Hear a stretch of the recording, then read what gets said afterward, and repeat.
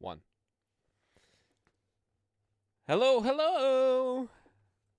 We're live. Hi, everybody. Welcome back. Welcome back. New year, new us, or new year, new show, I guess, or slightly different show. Same name. Basically, yeah. It's different time. Not much has changed. Yeah. Not much has changed. But we're excited. I grew a beard. Well, I mean, you already had one, sort of. So, like, yeah, not much Shut has up! changed.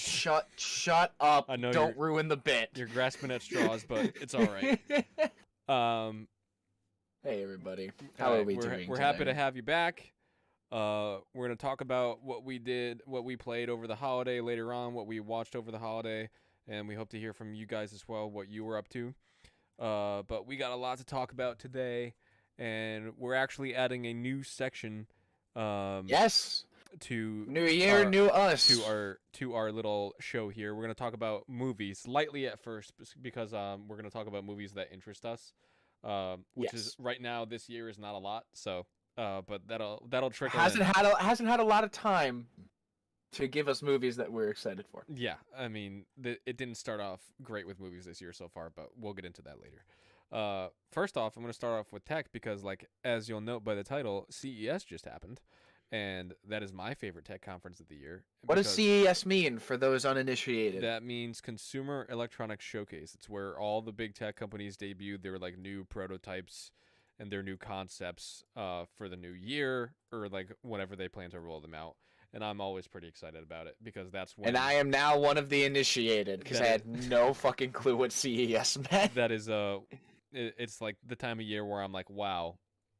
We live in the future. Like sometimes I'm like, wow, absolutely, it's so great. So I got a lot of monitor news to talk about with you guys. So first up, a lot of screens. I want to talk about the Samsung Odyssey Neo G8, which is Samsung's first 4K 32-inch curved 240 hertz monitor. Jesus Christ. That sounds great. HDMI 2.1 and DisplayPort 1.4, and it looks great. It's Samsung's first high refresh rate 4K display. I don't know the price of this thing, but it looks like it matches the vibe of the rest of their Odyssey lineup, and I'm interested in it. Honestly, it looks really slick. I'm interested in it. I like the look of it a lot. But I know this is going to be like minimum $1,000. Yeah, which is like, this is like top of the line. I'm not gonna pay $1,000 to have a monitor like that because my graphics card can't even run 4K on 60 at some games. So, I'm gonna hold off on that until I get a really baller graphics card. But the concept is at least really cool, and I love new tech like this coming out every year like this. Yeah, Samsung is putting in the work. Samsung has really nice displays. For especially now from recently for monitors. You want to talk about the M8? Oh, the M8? Yeah, I'm excited about this. So the M8 is another Samsung monitor that they're putting out. It looks like they've collabed with Google. If anybody is familiar with Chromecast, it looks like they have like a Chromecast style remote, and they also have an integrated but is also removable. They have a sort of webcam you can place on top of the Samsung TV, so you could like actually have video calls on very size efficient camera as well. It looks very small. Yeah, it looks pretty good. But I don't know, this TV it looks pretty great. They're labeling it as a smart monitor. It's not actually a TV, to note, by the way. It's actually marketed as a monitor. Now, smart monitor, is it a touch screen? Because I personally don't want to put my mitts all over it. It's not a touch screen display. Because I don't think I think even Google knows that nobody wants that. Yeah. Nobody. Like maybe Tony Stark, but that's probably it. But it's got a nice the power supply is a nice USB-C port that has 65-watt charging with USB-C pass through, and Samsung hasn't shared many more details off of that, but the Samsung M8 also has something called Workspace, which can use services like Microsoft 365 or Office Suite. So you could use the TV potentially to edit Word documents, which is really weird to do in an integrated fashion. Like I understand if you're gonna do it, if it's attached to a PC, but like just to have that running on the TV natively, I'm not sure how that would work. Yeah. Like, do I have to like use the remote to like edit the document? That seems really. Or That can seem- you? That might imply like Bluetooth capabilities for like a Bluetooth keyboard. I don't I don't know. know. I don't. It doesn't sound great. Yeah. But that's that. But if it is with a keyboard, at least there's that. At least it could have that input. And now that you mention it, I'm sure that they put some functionality like that in it. But they also have game streaming support, cloud streaming support. I'm assuming with Google Stadia. As Makes what sense and if it's like they if and it's I implied but it's a I think collab between. but I think Samsung knows that Google Stadia is not the popular one. So I think they might work on integrating Game Pass into this, which would be really cool. That would yeah. I think Game Pass is kind of a must. If you want to like market it as a cloud gaming thing, kinda for a new product like this. They also unveiled their new micro LED lineup, which has what do you call them? It has bezel free edges, so it's Yeah, so there are no edges to the TV. It is just screen. it is just screen all around, and I'm honestly a fan of it, and I hope more TVs go in this direction. I was about to say, yeah, for TVs specifically, because like I need to mount stuff like my camera onto my monitor. I do want a bezel on my computer monitors, but bezel-free TVs, the kind of that's like what you were talking about. That's like we're living in the future type of shit. I don't know, but I think I'm all for getting rid of bezels entirely, honestly. I mean, if I had like a camera on a mount behind my computer, you disappeared. Oh, hold on. Where did you go? Come back. I can't. I'm only an elected official. I can't make this stream by myself. Yes. Happy snow, Violet. I'm so happy. I love snow, and the Oh, I fact that hate we it. have been criminal. What? You hate it? I hate snow so much. I hate the cold. It's. Don't you just love shoveling? No, I don't actually. Neither do I, but I love prancing in the snow. You love prancing in the snow. Yes, I feel like a child when I'm in snow. You're Well, gone again. I'm glad one of us does. But I prefer, What are you doing I'm on trying your to end? switch. There, I'm trying to switch to my other camera, but it's not switching for some reason because Discord is like Yeah. 5 years behind Google Duos in terms of like functionality. But it's fine. Well, you're stuck. You're stuck with that. Yeah, I'm stuck with this for now, I guess. But the micro LED lineup that Samsung has, the bezel free lineup that they have 4K and 8K TV sets, both with 144 hertz panels instead of just 120 hertz, which is a nice addition. I don't know anyone who is going to make use of any 8K TV, let alone a high refresh rate 8K TV, which is like almost unheard of. Like, I don't know anyone who could actually use one of those. But it seems cool. Seems cool in concept. Not everything at CES is going to be rolled out quickly. Like, it's stuff that they have planned for the future. So we Prancing stream at 100 subs. I'll do it. Swear to God. prancing stream. I thought you were at 100 already. We have Oh, 85 on YouTube. Oh, on our channel. That's right. Yeah. All right, so now we're on to LG's TV lineup. They have released their largest OLED TV ever and their smallest OLED ever. They have released their 88-inch. Oh no! Come on with that, dude. What was that? 88 inches. Oh my God. I know it's big. It's pretty sweet though. Big. It's pretty sweet though. Yeah, their 88-inch. What is it called? I'm trying to look for a model number and I can't see one. They're not. It's not their C1. It might be their C3. Can't find the model number, but they have also released their 43-inch 4K panel. Seems pretty cool. I'm surprised that LG has never released a 43-inch OLED before. That seems like a market that they were missing. Yeah, which that's smaller probably spaces. why they did it. They're like, okay, we're gonna backtrack as well as move forward. Yeah, I'm excited about it though. LG makes some sweet displays. We also have more modern news from Samsung and Dell. Samsung released the G8, which I already talked about, which is their Odyssey. We also have Dell Alienware making the first ultra wide high refresh rate 2K monitor, which is pretty cool. 175 hertz panel. First one of its kind with a true 0.1 millisecond response rate. I'm not sure if it's actually going to have a response rate that fast because I can't think of any monitor that actually does. So take that with a grain of salt, but it's at least good to hear about. We also have something that I'm really excited about. AMD announced their new 6000 series mobile chips will have RDNA 2 graphics, meaning that you'll be able to actually play some pretty sick games on your laptop without a dedicated graphics card, just their mobile APU lineup, which I'm pretty excited about. It's never been a better time. Ironically, it's never been a better time to have a PC, laptop, or desktop because there's so much cool tech out there, and it's also never been the worst time to have a worst time to have a PC because no one can get anything no one can get anything. Yeah.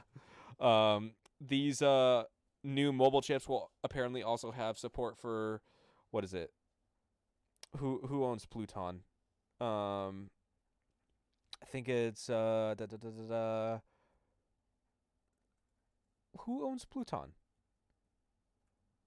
Pluton. Does no one own Pluton? Someone does own Pluton. Someone's bound to own Pluton.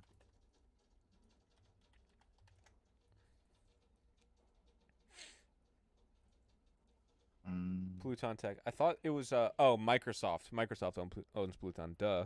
I don't know why I couldn't think of that. But Pluton Tech is an anti-security measure that integrated into the direct CPU, so that's something that these chips have as well. It's just an increased security measure similar to like how TPM works, like integrated on a firmware or something like that. And they will also have DDR5 support, which I'm pretty excited about, even though DDR5 is not going to go mainstream for a few years. May not go mainstream for even longer than that. But that's pretty cool. They're setting themselves up for the future. That's pretty neat. That is pretty cool. More AMD news. We have a reveal of their best budget graphics card yet, and I say best because it's the cheapest. The RX 6500 XT was revealed at CES, targeting 20 to 60% more performance than the GTX 1650, which I believe it was Simon's first card. And it's starting at a price of $199, which is pretty reasonable for a graphics card of that quality. It's actually pretty reasonable. That being said, let's see if you can get one. You know. Yeah. It's unfortunate because if Bryn could have waited a little longer, I would have recommended that she got one of these instead because like it's $199 as opposed to I forget what she spent, somewhere in the realm of like $500. But graphics cards are like the most expensive product you can buy in a PC. But I'm excited about this. I'm excited to see the benchmarks on it. It is the new AMD 1080p entry level gaming card. So I'm excited to see when it releases. I think, when is it due out? It's due out actually in a few days. Shit. It's due out on January 19th. Yeah, there's less than 2 weeks away. Damn, I'm excited about that. Also, more graphics card news, but from the other side of the aisle this time. NVIDIA has announced many new GPU options. They released their RTX 3070 and 3080 Ti mobile platforms for like I believe 25 different gaming laptops, which is okay, which is pretty interesting. But like anyone looking for a new laptop that's like a gaming laptop, you should really look into these because these are like baller. I've seen the specs on these. They have like 2K 144 hertz panels, IPS displays, and like they have like 3070 Ti's and 3080 Ti's on mobile in this, and Yeah. that seems pretty great. The 3070 Ti has 12 gigs of VRAM, and the 3080 Ti has 16 gigs of VRAM. For on mobile at least. They also released their RTX 3090 Ti, which is even stronger than the RTX 3090. I don't know what that's gonna release at. I think it's a price of like $2,000 for just one part of a computer. So good luck with that. I'm sure no one watching will be able to afford that. But if you do, please send pics because I would like to see it. Dude. It's a monster of a graphics card, and I think Yeah. what's the recommended PSU power supply for 3090 Ti? It's got to be at least 1,000 watts. Oh, that's for the 3090. It doesn't even hit. It hasn't even hit for the 90 Ti. They don't have a recommended posting yet. How could they not put one? I'm sure they'll do it when it releases. Yeah. Well, they better. Yeah. Gee, they gotta. For the 3090 Ti, it says you need at least a 750 watt power supply. What do you have in yours? Like a 700? It was upgraded from yours. I think it's a 700 or 650. I think you have my old 700. But like, you don't have enough for the 3090. I'm scared to think of what the 3090 Ti is gonna be. I probably can't even run that, and I have a 1,000-watt unit in mine. But 3090 Ti, I don't know who ever could need one of those except for like enterprise work, like large animation studios or like people doing computer simulations like that. Like no gamer, it wouldn't make any bit of difference in terms of like value you're getting for your money if you get a 3090 Ti. That's my personal recommendation. Be much better off getting a 3080. That's much better value. Like $700 as opposed to $2,000, you know. Yeah, the price jump is it's so severe. You're spending like almost 3 times as more to get like 20% more performance. And I'm speculating there because we don't know the benchmarks of this thing yet, but we'll see. We'll see, and I'll admit if I'm wrong, if I am. Yep, like we do, like we tend to do. I'm excited about this one. This looks so fucking cool. What are you talking about? The CyberPower PC case. I'm not done with graphics cards yet. Oh shit! I got one more. Oh shit! Sorry. So we have one more card that Nvidia released. We have the RTX 3050, which is their new bottom line budget graphics card. Also targeting 1080p. It is their lowest priced RTX card in the 3000 series and RTX card period.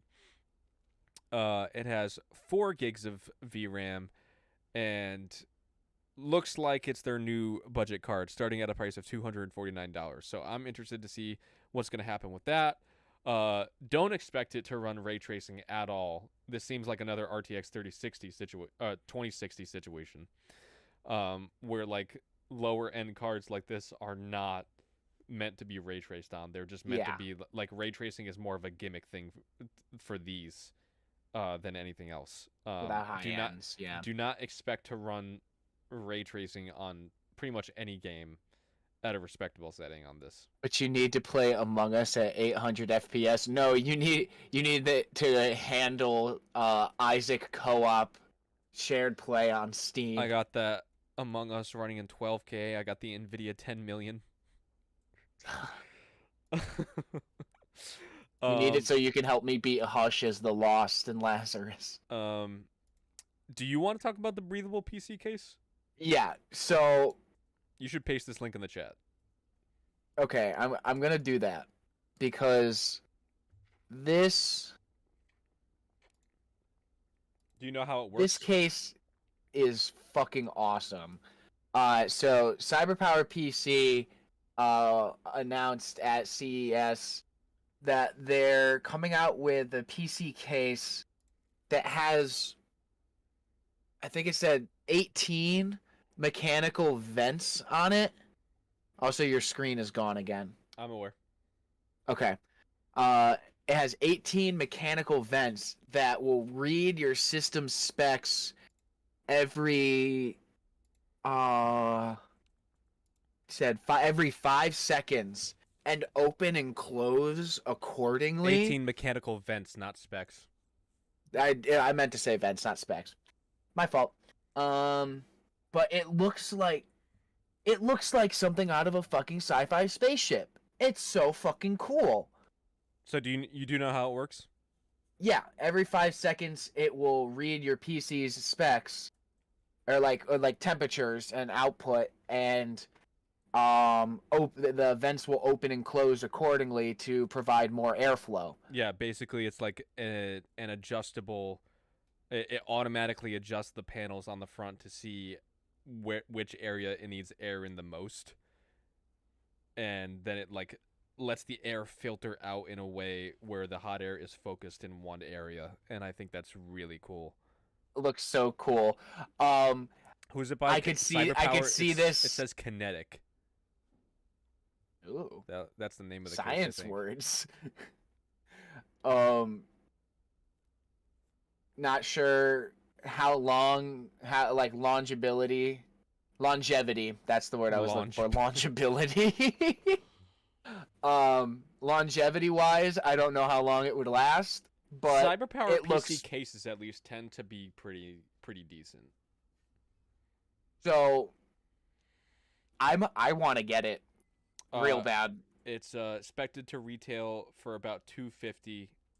That is manageable for a piece of the future sitting on my desk. Absolutely. But as far as I know, they don't even have official plans to release it yet. It was more of a proof of concept at CES. Okay. Well, I'm waiting. CyberPower PC, give it to me.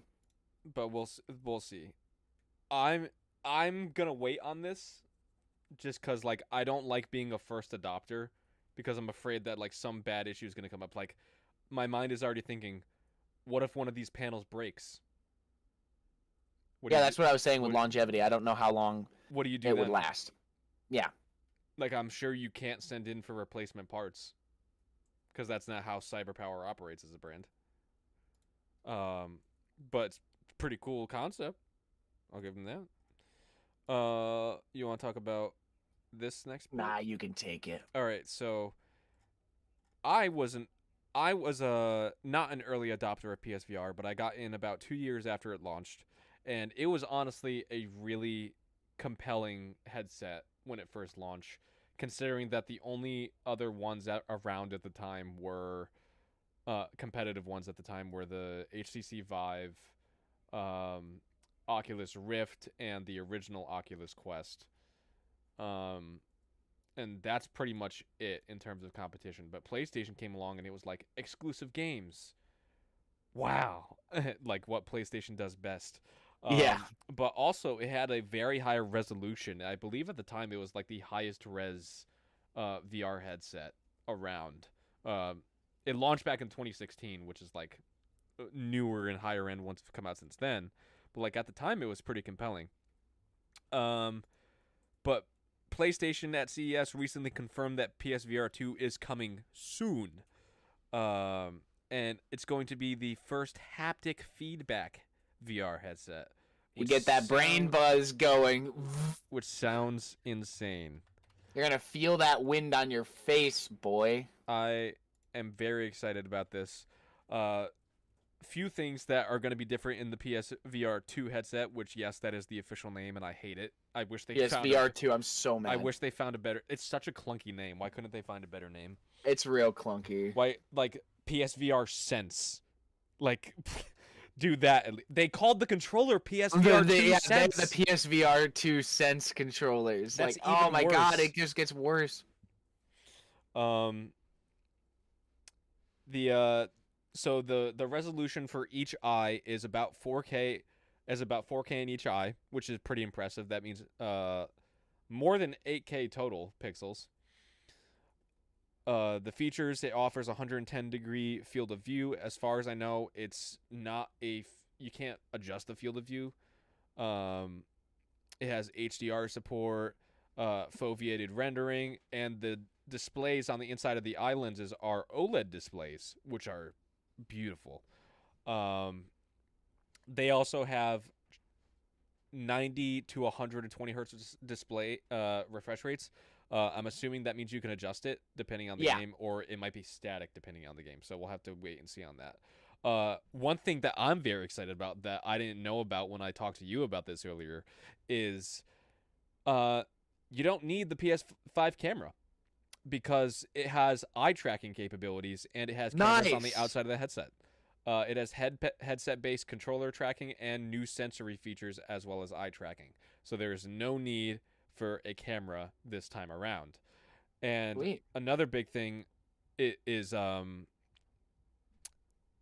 single cable setup. We had rumors that this was going to be a fully wireless headset, but it appears not quite. It is going to be just a single wire, which is what most headsets use these days anyway.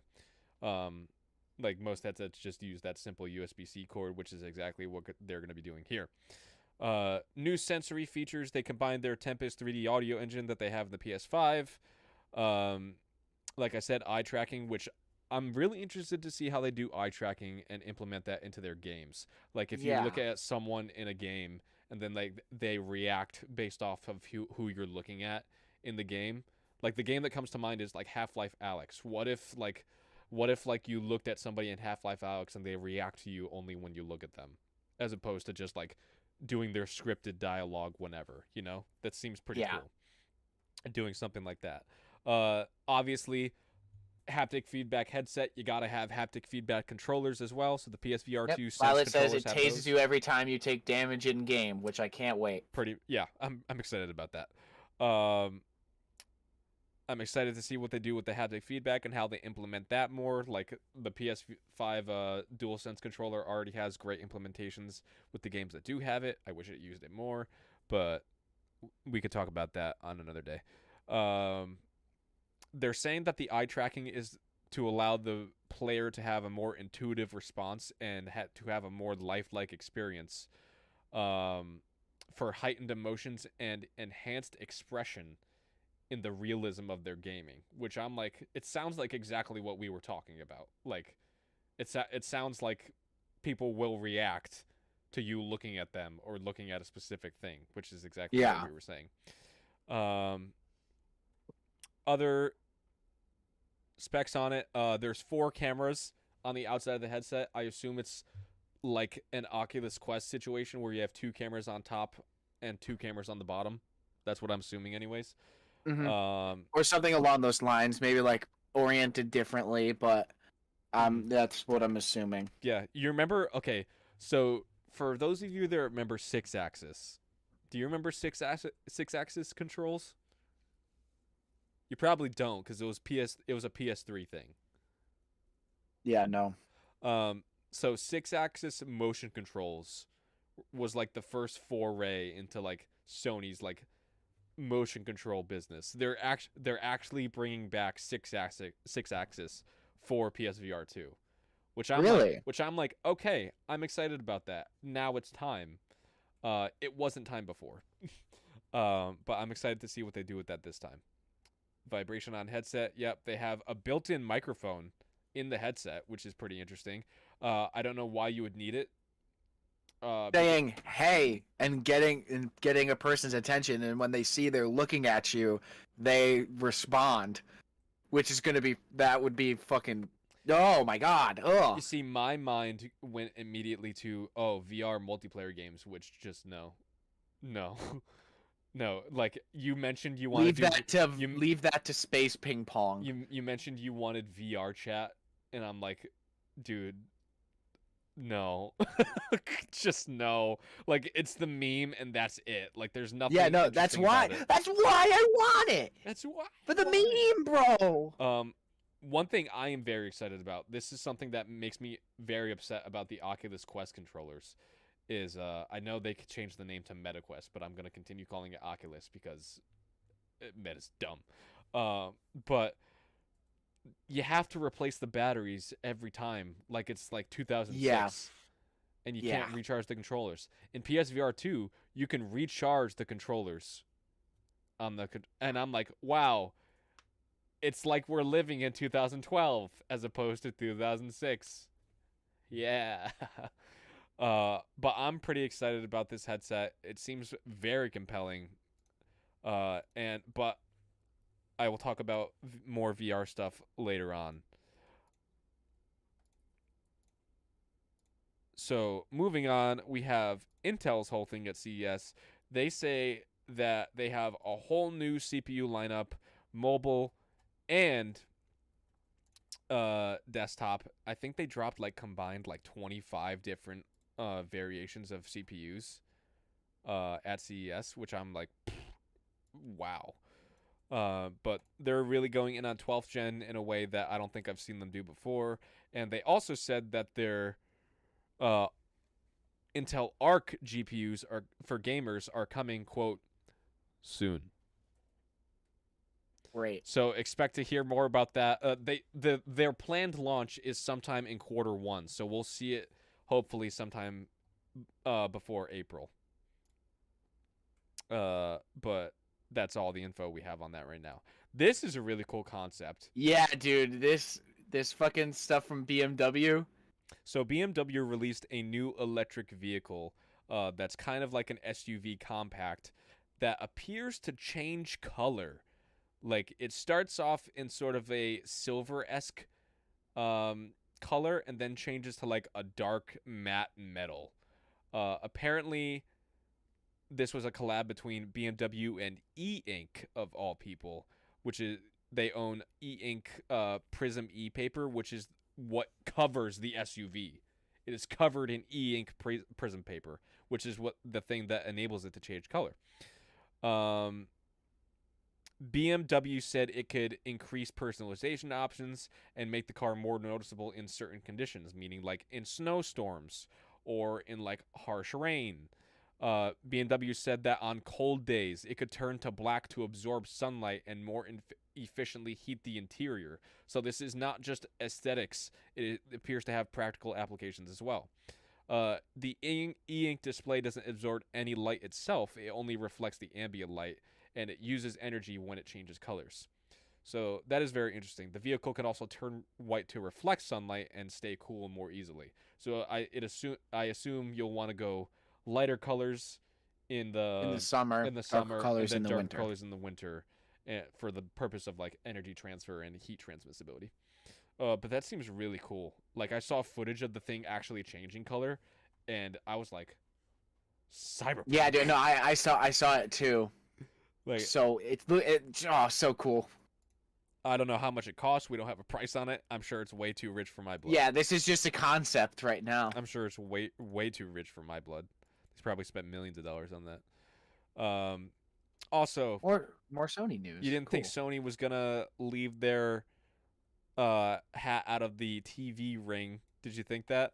Of course, I thought it. Why wouldn't I think that? So this is insane. Sony has released a 98-inch 8K 120 hertz refresh rate TV, and this is not just any 8K TV. This is the world's first quantum dot OLED, which quantum dot is like the newest display technology. We don't have the time to go into the different display technologies on quantum dot. Maybe I'll do that in a future video. I'll do like display technologies for TVs dumbed down or something like that. Beginner's Guide to TV displays. But it's honestly super nice. It looks like the perfect TV. 8 inches though. 98 inches. I know. Cover a wall with that shit. That's a wall. That's over 8 feet. That is a QOLED wall right there. That's actually a QD OLED. QD OLED. My fault. It's so long. It's clunky. In size and in name. Quad LED. A quad LED. QDOLED. Sony also recently put out a new update for its current and new TVs, including this one, that allows the PS5 to detect which TV you're using, and it automatically adjusts your HDR settings depending on what the light settings in your room are like. Which I'm like, Christ. which I'm just like, it's moments like this. This is what I was talking about. Like, I'm so glad the future is here. And then the other 90% of the time, I'm not. But the last tech topic I have for the day is the Aya Neo Next and the Aya Neo Pro were revealed at CES. So if you don't know about the Aya Neo, this was the original handheld gaming PC. This was meant to be a low-end budget handheld laptop competitor, I guess, to mainly serve as an emulation machine because it couldn't run games at super high settings, but Right. it was at least so you could take your Steam library on the go. The Steam Deck is poised to do that now, but this is for people who want a more premium handheld PC experience. For example, it has 32 gigs of RAM as opposed to 16. It has 1 terabyte of SSD storage as opposed to the Steam Deck's 512. And I've heard you could get it up to 3 terabytes in there. And it has support for up to 4 terabyte drives. But you can get up to 3 terabytes put in automatically. The Aya Neo Next also has a Ryzen 7 5800U, which is one of the latest mobile, which is, I believe, the latest mobile CPU to come out from AMD. And it has a 7-inch screen, and I believe it's a 1080p display. I think so. However, all that comes at a price. For comparison, the Steam Deck, the highest end Steam Deck that you can get with the 512 gigabytes of storage, of SSD storage, that is $649. The Aya Neo Next base configuration is $1,250 What? for a handheld gaming PC. That is more than I spent on my first PC. Jesus Christ. Yeah. So, like I said, if you want the best handheld experience, it's going to come at a price. And that's the base model of it, too. Yeah, oh yeah, I'm looking right now. The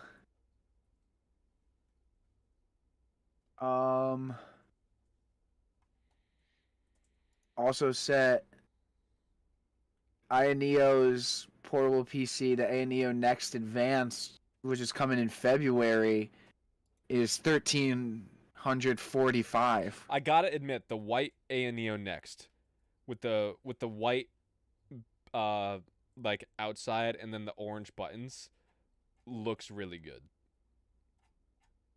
Where are the other pictures? You got to click on the models, dude. What? Yeah, other features are Hall effect joystick. I'm not sure what that even is. Bluetooth 5.2, Wi-Fi 6E, 2 terabyte NVMe SSD, pretty good. Oh wait, it's configurable up to 32 gigs of RAM, but it only comes with 16 to start. Oh, okay, I understand. All right. Where's the display? Like, I looked at this earlier and I was like, I was expecting more details of this if you're planning to launch it soon, because I think they plan to release it next month, at the end of next month, to like compete with the Steam Deck, which is why they waited so late to announce it. Yeah. It honestly looks really good. They have their own game launcher. They have the Aya Neo launcher, which apparently compiles all of your PC games into one launcher, which is really nice. So if you have something on EA's launcher, and you have something on Ubisoft, and you have something on Epic, and you have something GOG, Steam, whatever, they all keep it in one place, which I think is really cool. Yeah, blah blah blah. Most of this is just marketing speak. What's the actual resolution of the display? I can't get confirmation on that. Suspicious. sus, as the kids say. We're not kids. We're not kids, but I I was gonna say what does that say? Cyber Thunder? What are these marketing terms? I swear, What the fuck is Cyber Thunder? I don't know. They're saying that you can get 2 to 6 hours of battery life at full load, which is kind of disappointing, honestly. They benchmarked some games on battery life. Apparently, GTA 5 consumes 15 watts of power, and you can get only 2 hours of playtime out of that on this thing. Oh. Which for $1,200, I'm like, that's kind of disappointing, honestly. Yeah, that battery is lackluster for the price. Hollow Knight, you could get 4 hours of gameplay. Great, you can beat a boss. Which is more respectable. But I'm confused about Hades. See, Hades to me seems more graphically demanding than Hollow Knight, but you could get 5 hours of playtime out of Hades, as opposed to Hollow Knight's 4. That is strange. This is based on their own testing, by the way. And Celeste, which is like a popular indie game that came out in 2018, I believe, you can get 6 hours of playtime out of that. Which I understand. I think 6 hours of playtime for that is sufficient. I can't find. They're all using integrated graphics, so Vega 8. So it actually looks like it's going to not compete with the Steam Deck as well as I thought. Yeah, and for double the price. Because Steam Deck has an APU in it, but it's RDNA 2, which is like a way better graphics technology than Vega. Yeah, ANEO Advanced comes with 16 gigs of RAM, 2 terabytes of storage. Oh, these are not 1080p displays. These are only 720p displays. Oh, no. Which is the same as the Steam Deck. So, guys, I'm not endorsed by Valve. We are not. Yeah, we're not sponsored in any capacity. We are not endorsed by Valve, but if you want our personal recommendation, even though the ANEO's new models for 2022 look very nice, I think you're better off going with Valve Steam Deck. Just because for the money you're getting, your games are probably going to run better on the Steam Deck than they would on these things. Sure, they have top-of-the-line CPUs, and Valve is rocking some last-gen CPU hardware. However, for the majority of games, you're going to be GPU-bound, which means your GPU is the thing that matters more. And Valve has a much better display technology in the Steam Deck than ANEO has in their new models coming out soon. That being said, I am interested in how these things perform.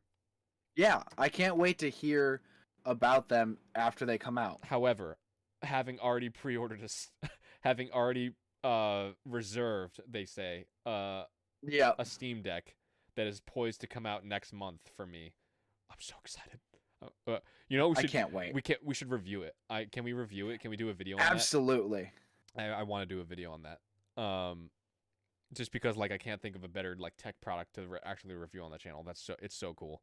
But like this just not seem like a good value for the money.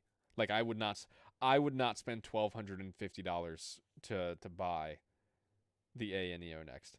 Can you actually even buy anything right now? I don't think you can. Can you pre-order it? Can I pre-order? Oh, at least they have replaceable joysticks. That's cool. ANEO. Yeah. But yeah, that's pretty cool. All right. On to gaming news, because since I've rambled on long enough. The Valorant game director has started work on a new secret project and left their lead role as Valorant's game director. And they're not releasing any more details at this time, but they're working on a very secret project at Riot Games, which I'm like... Underwatch. Wrong company.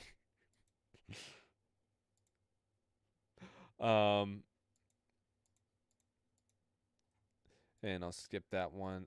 More bad Activision Blizzard news. Activision Blizzard has shown no sign of giving in to employee demands and requests in the wake of the Raven Software workers strike, because Christ. because the Raven Software workers are protesting the termination of 12 contracted employees as a result of bad worker conditions.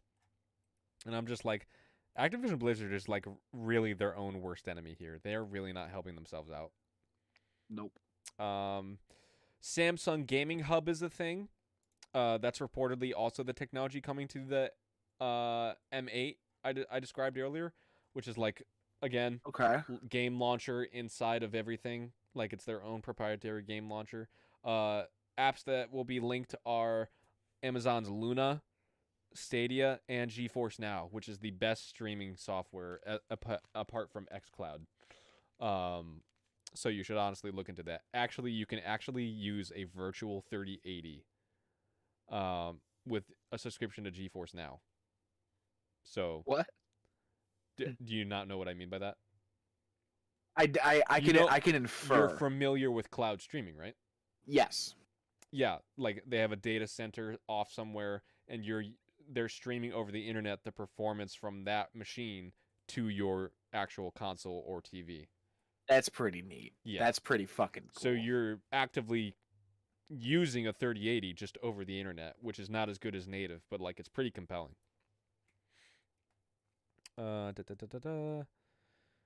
Death Stranding Director's Cut is officially coming to PC, This spring, we got a spring release. and it will be the first game to use Intel's new XeSS upscaling technology, which I'm interested to see how it does. For those of you that don't know, NVIDIA's upscaling technology is DLSS, and AMD's is Fidelity FX Super Resolution, or newly just Super Resolution. So yeah. Also, BioWare has hid Mass Effect secrets in the new teaser that they put out for the Mass Effect games. They reportedly That's gotta have you excited. They reportedly hid 5 things in a single poster that review apparently major details about the next game. And I'm like, Shit. I've got to do work. I've got to do research. But we'll talk. We can talk about that as a later date at a later date as that develops. BioWare is also looking to redeem their reputation.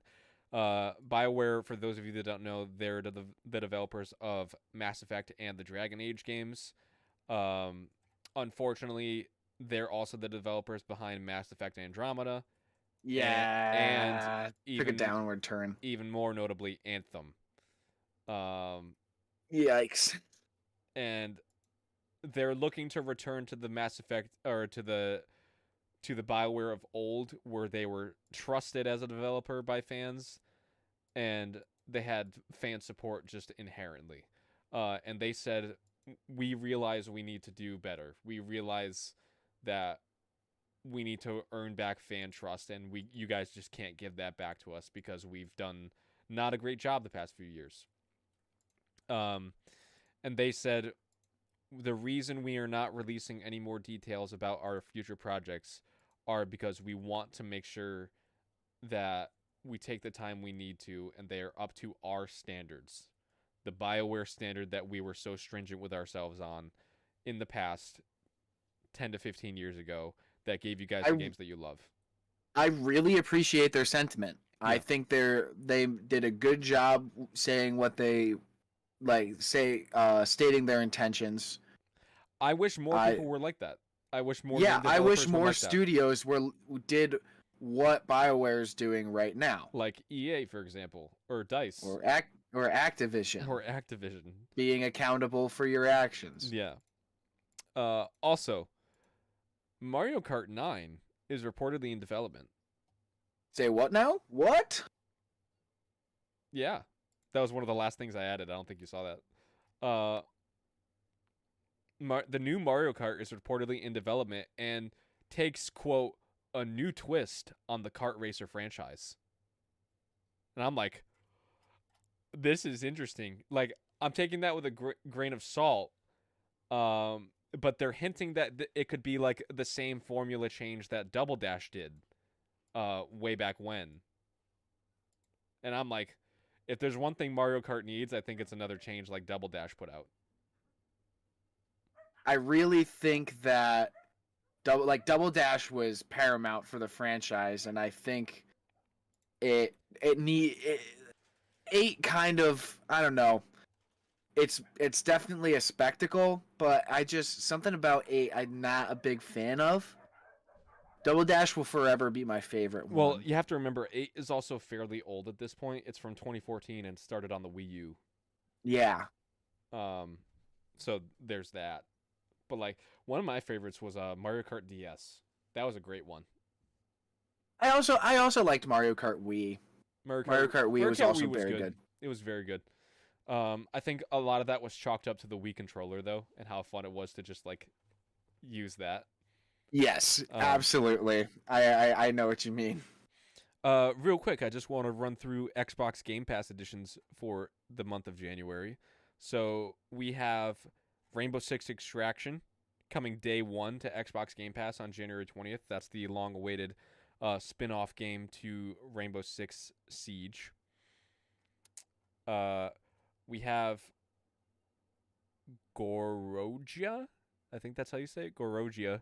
That's out now. Olja, which is out now. The Pedestrian, out now. Ember, which is out now. Outer Wilds, which is out now. That's a big one.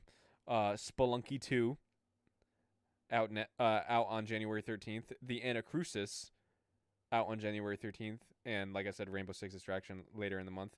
And also out now, the big one that people are excited about, the Mass Effect Legendary Edition, which contains remastered versions of Mass Effect 1, 2, and 3 with all the DLCs for all 3 games. Hell yeah. And I might pick it up. I mean, you won't need to pick it up because you have Game Yeah, no, Pass. I know. I'm saying but pick up the game itself, like play it. I'm invoking my pro gamer status, and even you know what? I'll invoke my best friend status too. It's a must play. That's a power that we can both use, and I'm using it now. That's true. That's fair. I don't use it lightly. I'm also gonna say I think it's Gorogoa. Gorogoa, maybe. I wouldn't know.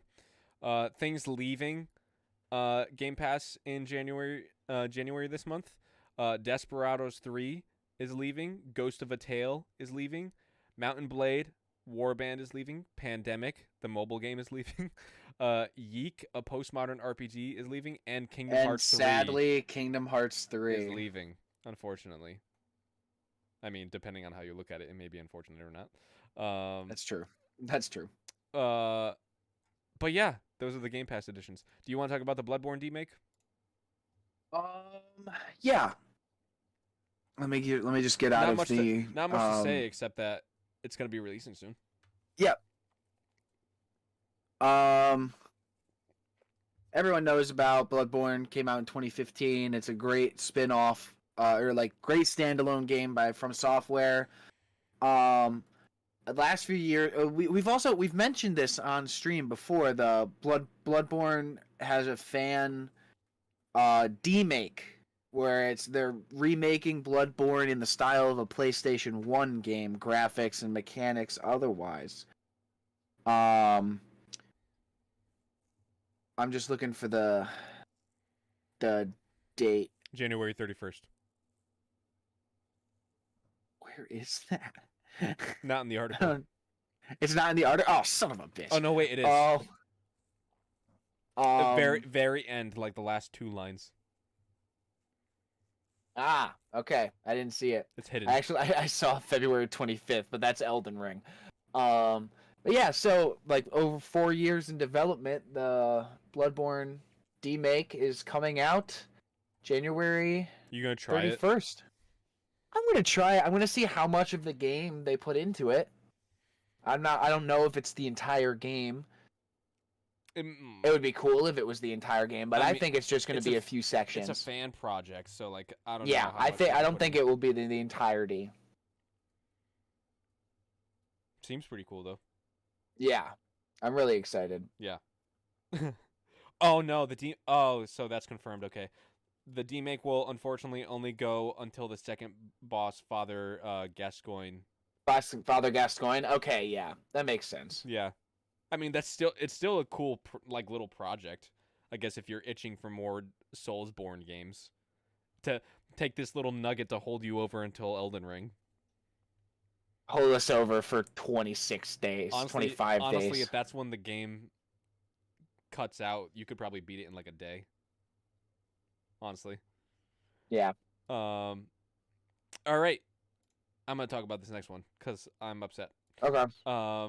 So the Battlefield 2042 subreddit is at risk of going down because mods have been calling posts by subreddit users toxic and harassing because apparently they're putting out toxic and harassing comments towards DICE and EA for putting out a bad product in Battlefield 2042, and they're expecting them to fix the problems that it has. Now, obviously, here we don't condone any form of harassment or toxicity towards any individual or anything like that. But I feel like a move like this, where you're at risk of shutting down a subreddit for everyone because a few users are like threatening people. I feel like that's not the best stance to take because yeah, it's the situation where like a few bad people ruin it for everybody, but also you're like this is like I said this earlier, this is the same problem with taking away the dislike button from YouTube. This is like often the only voice that like consumers have to like represent their discourse in something. And I actually read a lot of the Battlefield 2042 subreddit when I found out this story, and a lot of the things that I read I did not consider unreasonable. Granted, I didn't read the entire subreddit since Battlefield 2042 came out, so I can't say for certain everything that's in there. But what I did see, I don't think it could reasonably be considered toxic and harassing. I think that they are healthy criticisms of a game that is in poor shape, and I think it is a fair ask of the developers to fix the problems of the game that it has. But again, I don't condone toxic or harassing behavior, and neither does Jared, and we will never. But I do think a cop out sort of like, oh, we're gonna shut this down so you guys can't complain anymore, is the wrong action to take. If it were me, I would just ban the individual users instead of shutting down the entire subreddit, because it is a very sparse view of the subreddit that is actually doing this. It is a very limited group of people that I've seen. And granted, I don't know. I didn't read the entire subreddit, but from what I have seen, that is not the case with everybody that is in there. All right, so real quick, we're just gonna talk about a couple movie things. We got a new Uncharted movie trailer. The Uncharted movie release date. Hold on, I have it. Uncharted movie releases February 18th, same day as Horizon Zero Dawn, Forbidden West, which is cool. Do you think you could play the first 3 Uncharted games by then? When? By February 18th. So like, I think you have 6 weeks. 1, 2, 3. They're 4. quick. Like if you know life them, you could probably finish all 3 of them in like a week. Actually, exactly 6 weeks from today. Yeah. If you know life them, I think you could finish all of them in like less than a week. See, here's the thing. That's just pushing Witcher 3 farther down the pipeline. No, you start Witcher 3, but like in some time frame of the 6 weeks, dedicate a week to Uncharted, you know? Okay. I'm probably just gonna play the Uncharted games before starting Witcher 3. Oh my god. Yeah, exactly, Violet. That's like the exact sentiment. That's what the mods are there for, to remove stuff that goes too far. Yeah, the mods I think just are getting lazy and they don't want to do the work. So I think they're just going to say, we're Yeah, going to shut down the it's not subreddit. just a privilege. It's not just it's not just you have special privileges because you're a mod. You actually have a job to do. Right. Um, yeah, so the first Uncharted game takes about 10 hours to beat. Uncharted 2 takes about 12, and Uncharted 3 takes about 12. So you could definitely like no life these inside of a week, all three of them. Okay. Um, and Morbius, which I'm pretty upset about, was set for January 28th, but is now releasing on April 1st. I wish it was a joke. It's not. It is actually releasing It on is April not 1st an now. April Fool's joke. It would be great if they said, you know what's probably gonna happen now? The release date is April 1st, and they're gonna be like, April Fools. It's actually releasing on April 2nd next year. That would be, that would be. I would respect the joke, but I would be so mad that it's actually happening. Yeah. All right, real quick, you go first. What did we watch and what did we play while we were on vacation? Okay, so I over break, unfortunately, I got COVID. So I definitely had more time than I normally would have to play things. I played through the entirety of Ratchet and Clank Rift Apart for PS5. Um, Well, which it was that's decent. the only game I it's for. So that's the only platform it's for. So I Yeah, assumed. that's what I was just specifying. Yeah. And I'm currently just under 60 hours into Ghost of Tsushima. Absolute joy that game is. I'm playing with Japanese audio and English subtitles, and most like half of the main characters of main reoccurring characters of the game are their voice actors are voice actors in One Piece. Uh, so I immediately have extra what's the word I'm looking for? Motivation. Nah, not motivation. I just like I'm more attached to them already initially, right out the gate. I'm like, oh my god, that's Blackbeard. Oh my god, that's Zoro. Oh my god, that's Usopp. Like, it's great. Pretty great. Anything else? Watching things. I've I caught up on all of the MCU. I am fully caught up with everything for the first time since Iron Man 1 came out. It's a long time. Yeah, that's a long time. It's a long time. Did you play anything else? Play anything else, really? What about Resident Evil 4 VR? Yes, I have been playing that. Kevin got me that for Christmas, and I am into Chapter 2 right now. I'm Chapter 2-2. I think I'm gonna get it this weekend, and I really want to try it. It's really fun. I am loving it. I think I feel like I'm gonna be good at it just because of all my experience with like VR shooters. Like I was talking about, it was just tough getting into it initially for me because I don't have that much VR experience. But at like second session on, I'm fucking like pistol in one hand, shotgun in the other. I'm like, boom. It's great. You can hold two guns at once. Does it have does it have selectable difficulties? Yes. Okay. There's easy and there's casual and normal. You have to beat the game once to unlock professional. Oh, Unfortunately, yeah. but that's how Resident Evil 4 has been since GameCube. Right. Yeah. Yeah. Should be cool. Yeah. I've beaten 2 of the bosses already. Nice. Uh. I've been playing. I finished actually Cyberpunk, which I put on hold for a while until more of the bugs got ironed out, and I honestly really loved it. It had some glaring flaws. It's just like fundamental flaws in the story that I wasn't a fan of. Okay. But like, I would argue that the game is carried by character performances, and that is like I got attached to a lot of the characters in it. Really? Yeah, and that's like I got emotional at the ending just because like the ending was like one of those endings that's like you could interpret as the best ending, but in Cyberpunk there actually is no good ending. They're all variations of bad. Oh, that's unfortunate. Yeah, and the most you could hope for is like open ended. and Yeah, that's he's it. just like, oh, maybe. Yeah, that's the most you could hope for a good ending. Jeez. Um, but I really did like Cyberpunk, and I don't think I'm gonna do an entire another playthrough. Um, That'd be a lot, yeah. I think once they release the expansion, I'm going to just load my most recent save file and boot that up and see what's up with that.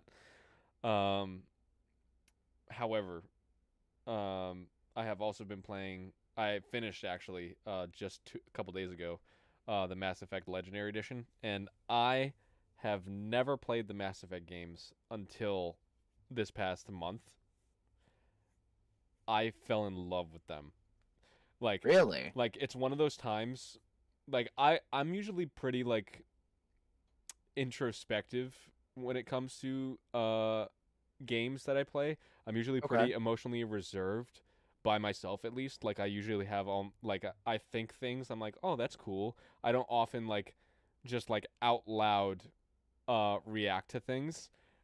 This is one of the few times where I did. Like whenever like a joke was said in the game, I like audibly laughed out loud and like was giddy at points because the humor was just so funny to me. And Word. there's a lot of romance options throughout the game, and like at some of the in some of the romance options I was like actually getting tearful because they were so sad sometimes. And I was like, it gave you that warm fuzzy feeling also because they were like so like wholesome as well. And I was pretty happy about that. And like obviously the game has those like badass like, yeah, I'm the hero guy, and like just like a hero simulator sort of vibe to it. But like honestly, if you haven't played the Mass Effect games, a lot of people regard them in the like in the top 10 video games of all time. Yeah. Especially Mass Effect 2 is like the big one for people. Um so if you've never played Mass Effect and you have Xbox Game Pass, I really recommend installing and playing the Legendary Edition. It's going to take a while. It took me 116 hours to play all three games, but it's worth it. Damn. But it's worth it because in that time, the thing you're doing is getting attached to the characters and you're getting lost in the world of Mass Effect. And it's honestly the best amount of time that you could spend in a video game. And I think that's pretty much it. I played a little bit of Demon Souls with you and some Back for Blood with you, but like That's right. that's Yeah, pretty that much was it. just intermittent. Yeah. I also we I have to playing. I have to do solo runs on Demon Souls, which is why we haven't done more together. Unfortunately, I got to get good by myself.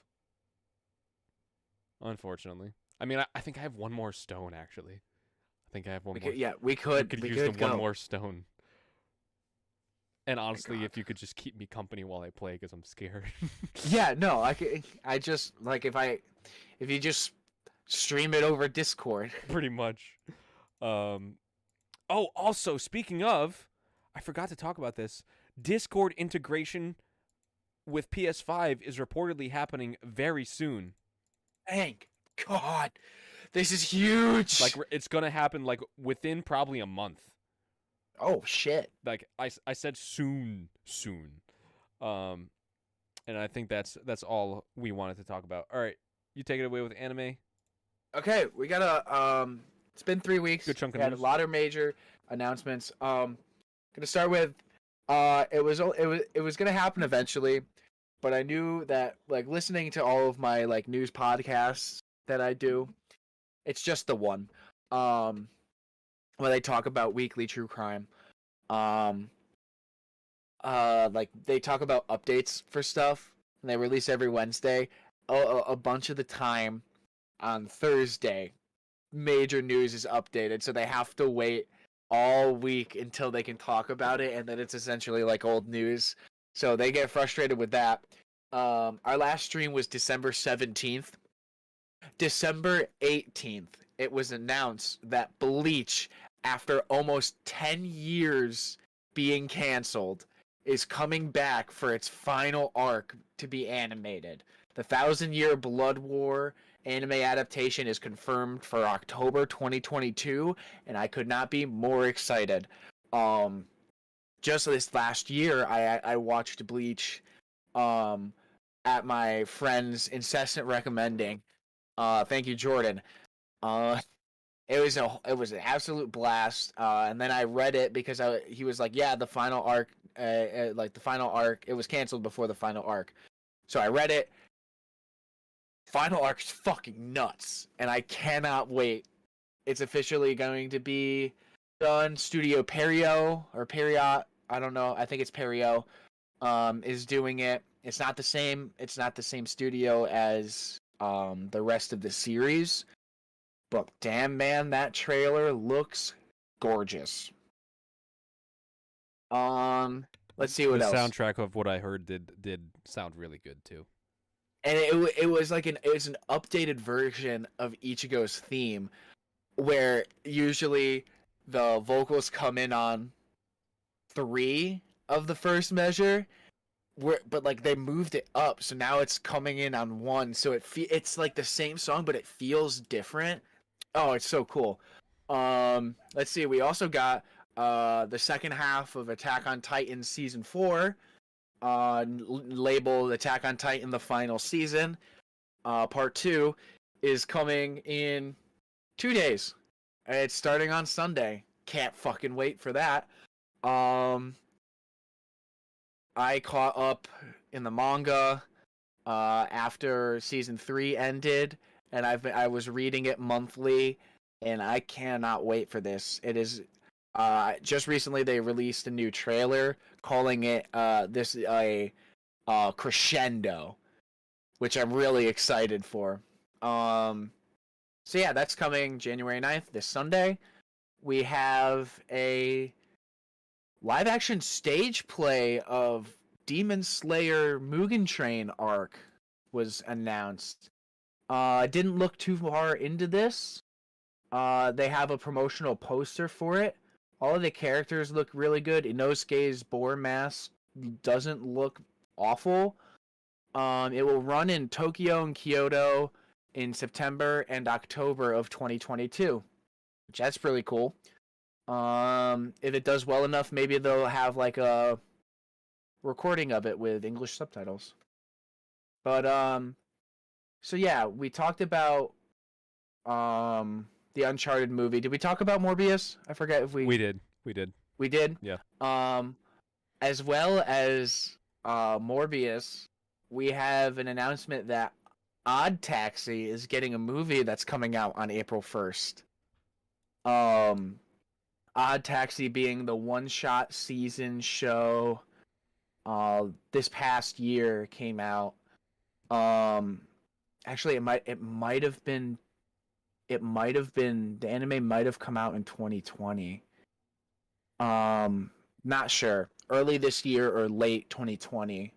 This past year. I'm still talking in 2021. My God. Really cool. Very different show. And the movie says it's going to be a reconstruction of the anime episodes, but will also depict what happens after the anime's finale. So I'm really excited to see this movie because the anime left off on like oh shit. It was like there's so much, like at least it only gives you a little bit of the fallout of like the story, because there's so many twists and turns in this seemingly like normal world of anthropomorphic animals. But it gets really cool. It almost becomes like a murder mystery. Yeah, Odd Taxi was really cool, and it's getting a movie. Very excited. Nice. Attack on Titan, Demon Slayer, Odd Taxi, Bleach. All right, I talked about it all.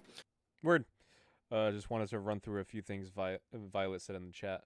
Yeah, mobile devices, you really got to go for battery life, which is why, like, I understand why the Switch is not the most compelling in terms of graphical fidelity, because, like, they understand the audience that they're catering to, and they know that, like, this is primarily going to be for kids who are either families who are on the road and who want to play for a while. So this is why, like, if they're going to be in handheld mode, like, it tends to last a good bit, a decent bit. Obviously initially less so, but like initially the battery life was kind of ass, but like They updated it very quickly after I initial think launch. I think the new battery life the new battery life on the Switch goes from like 4.5 to 9 hours, and I'm so Yeah, happy. like it's night and I'm day. so happy about that. Yeah, full extent of the subreddit issue, but yeah, the yeah, like they're just they don't want to filter through all the toxic posts, and they're just treating every post as toxic, which is a problem, because then that's them just doing their job, or not doing their job. Which, if you can isolate specific users, then the toxicity will be gone, Yeah. rather than just banning the subreddit. Then that's the wrong approach to take to that. Yeah, hire more mods if you can't ban the bad actors and remove all the comments that are. Yeah, that's I agree with that 100%. And like, if you don't want to be in, like, people just like think that a mod is just like real chill and like you can act how you want. Like, people think uh, mods can be like real authoritarians in subreddits. Yeah. Most of the most of the subreddits I'm in, the mods are great. They're so wholesome, and they just like, hey, new updates to like what we're doing here. Keep posting, guys. You're doing great. And like, I mean, the PSP subreddit is so wholesome.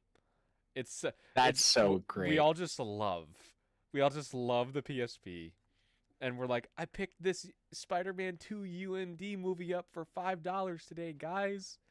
And you're just like, let's and we're go! all What like, a steal! yeah, man.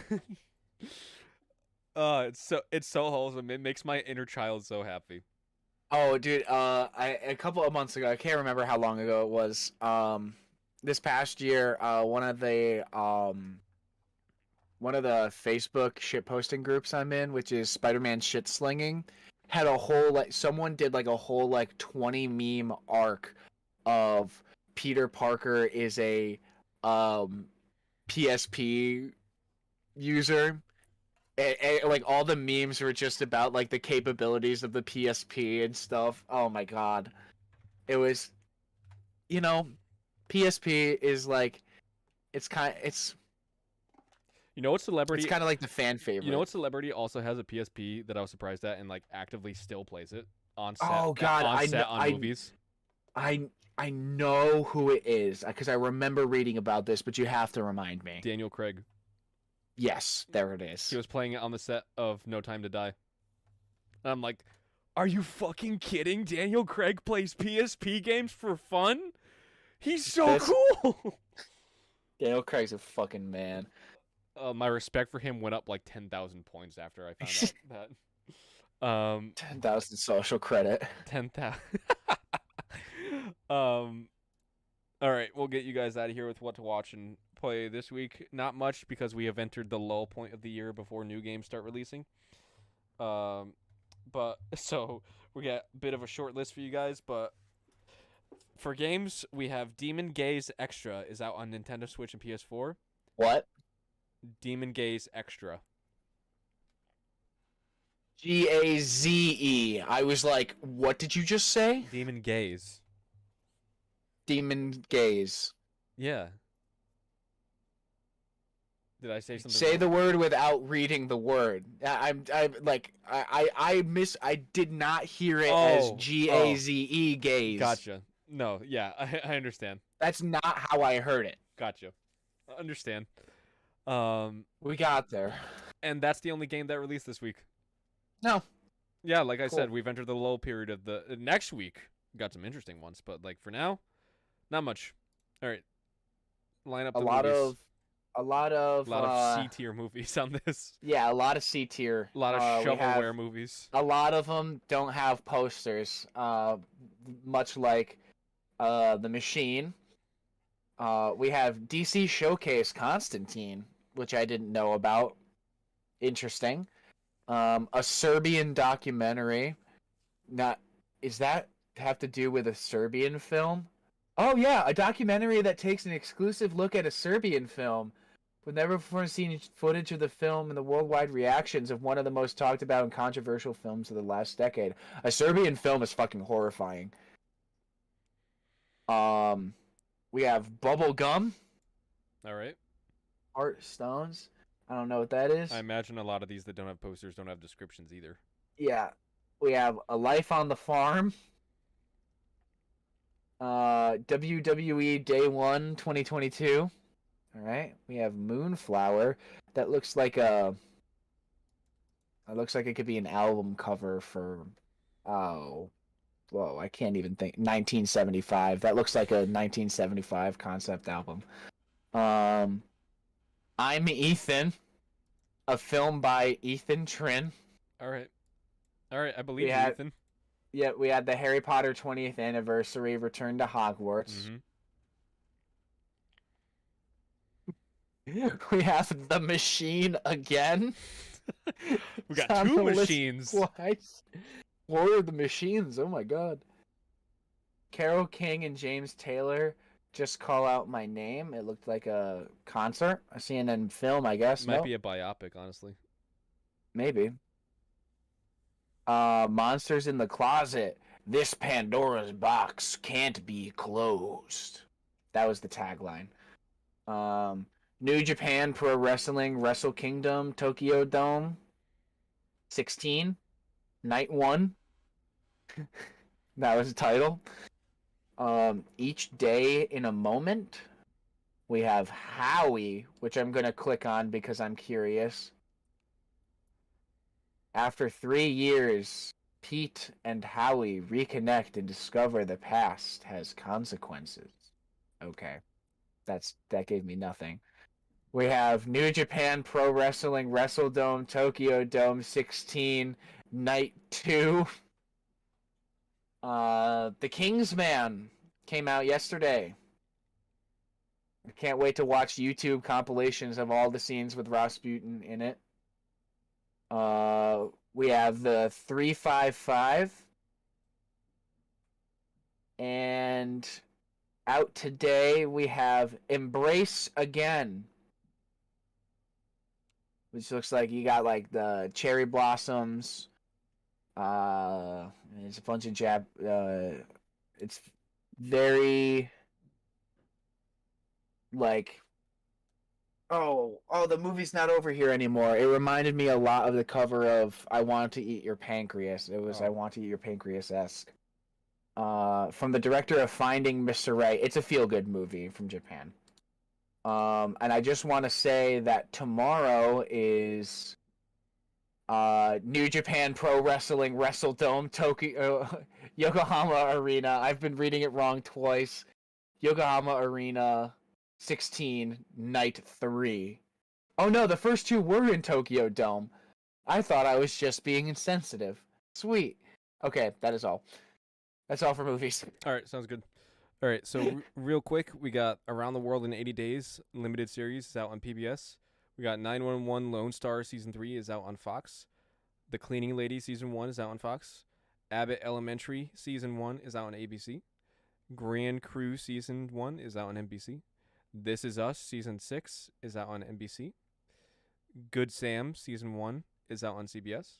I can't wait for season 2's finale when they announce Bad Sam. Women of the Movement Sam. season 1 is out on ABC. A Discovery of Witches season 3 is out on Sky 1. El Defo is out on Apple TV Plus. Hype House is out on Netflix.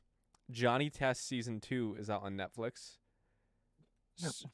Search Party season 5 is out on HBO Max. And A Discovery of well, I don't know. I guess A Discovery of Witches is on multiple platforms. But yeah, that's it, guys. Discovery of Witches, it's a UK release, and tomorrow it's coming out in the US. Gotcha. That's what it is. All right, so it's coming out tomorrow. All right, so that's it, and we'll be back. We'll be back next week with more news. Thank you guys so much for joining us for our first show of the year. Yeah. And can't wait. We'll see you in the next video, and we look forward to making new content this year. I can't wait to see what this year holds for us. Yeah. In its arthritis-ridden... Stop. I almost said mandibles, but that's your fucking jaw. Phalanges. So it's holding it in his arthritis ridden jaw like. All right, bye guys. All right. See you in the next video. Bye bye.